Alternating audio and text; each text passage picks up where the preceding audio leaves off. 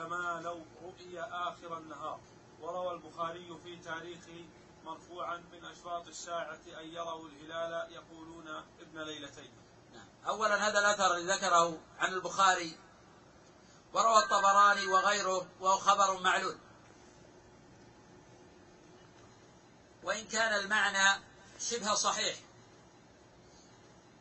من أشراط الساعة يرى الهلال لابن ليلة يقال هذا ابن ليلتين، وهذا في الحقيقة واقع للمتأمل.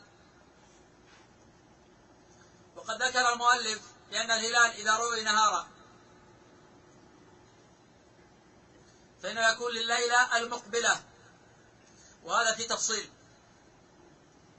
فإن كان هذا في اليوم 29 فلا اعتداد برؤية الهلال في النهار. فإن كان الليلة الماضية فإن الصيام ليلة في اليوم 22 باطل بالإجماع. وإن كان لليلة المقبلة فلا يصح الصيام إلا برؤية الهلال ليلا. وإن كان هذا في يوم 30 وقد رؤي الهلال فإن هذا يكون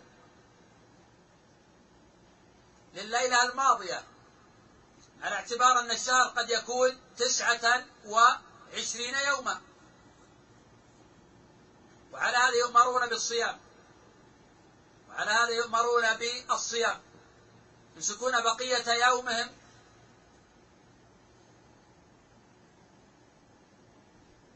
ثم يصومون من الغد، لأن الهلال قد رؤي لليلة 30.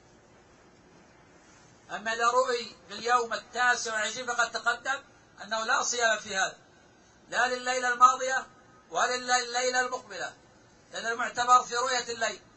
فإذا رؤي يوم 30 على أنه قد رؤي ليلة 9 وعلى أنه قد رؤي ليلة 30 فإن هذا اليوم يقضون على اعتبار أنهم ما نووه ولا صاموه. قد تقدم أن هذا قول الجمهور خلافا لشيخ الإسلام ابن تيمية رحمه الله تعالى.